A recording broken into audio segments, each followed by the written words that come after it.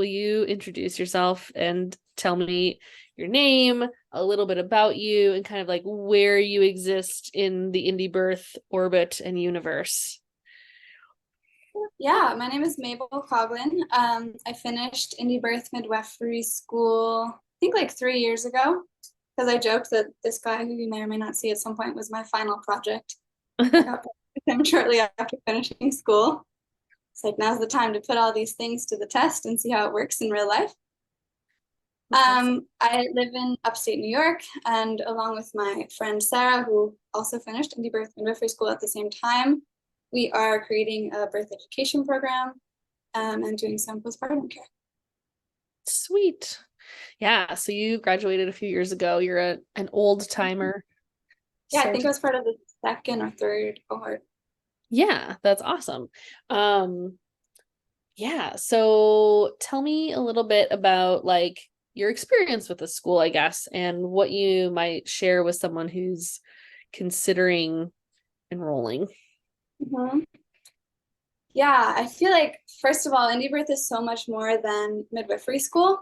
Like, yes, I learned things that will definitely be helpful when I start an apprenticeship and when I start practicing as a midwife. And it's also been such like the word that's coming to mind is an uplift of the way that I think about birth and about health and about life in general. And I can think of moments pretty much every day where I have a thought or I do something in a certain way or I suggest something to someone and I can think, oh, this kind of like underlying philosophy I can trace back to the things that I've learned with indie birth and the things that I cultivated within myself through indie birth. That's awesome. I guess tell me a little bit about where you were at. And I actually don't know this. So this is fun Mm-hmm. because this is a real question, not a staged interview question. Where were you kind of Really? at right before enrolling in the school? Like kind of paint a picture of like Mm-hmm. where were you at before enrolling and like what made you decide to enroll? Mm-hmm.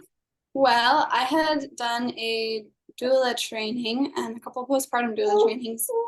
I want to say a year and a half or so before. Hey, bud. And I attended like 5 or 6 births as a doula.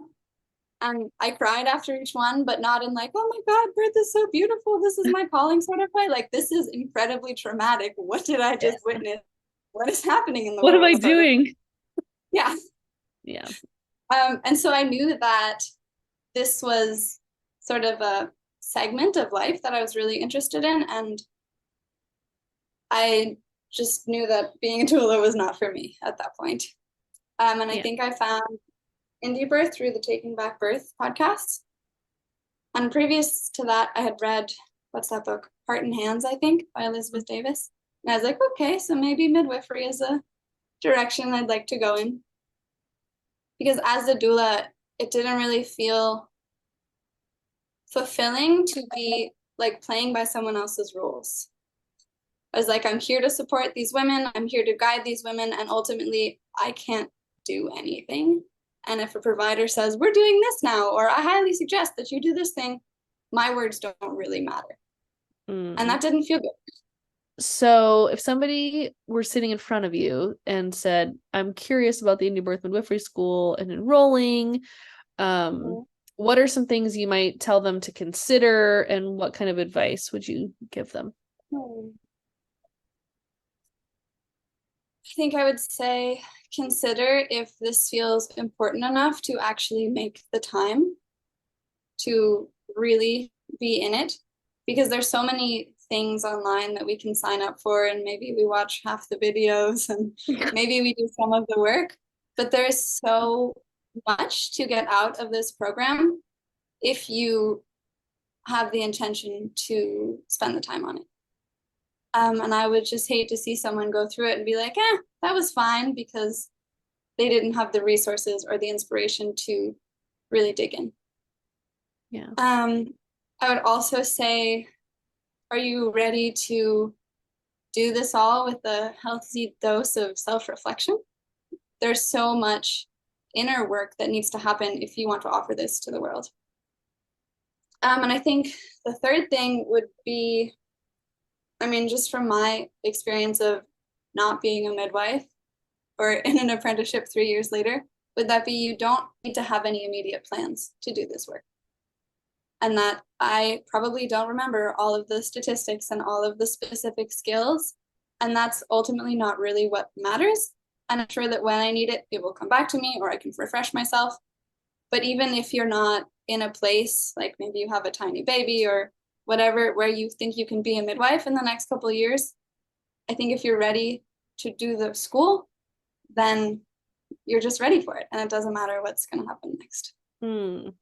So not to put words in your mouth, but am I hearing you say that if this is really calling to you and you're wanting to learn sort of the things that we're teaching, both like the clinical and the spiritual and the self-reflective stuff, oh boy, I've lost myself in my train of thought. That even if you don't have immediate plans to put this into action, or you're not sure even maybe if you absolutely want to be a midwife, that there's still benefit to taking the program if it feels like it's in alignment for you. Yeah, absolutely. Even if I never become a midwife, I think that what I learned and what I gained has already been so helpful in my own life, my own pregnancy, my own birth, and just in being there for friends. I love that. Well, thank you both for sharing with me today your thoughts, and so appreciate you, of course, being part of our community and the Indie Birth Midwifery School family. And until next time. Thank you.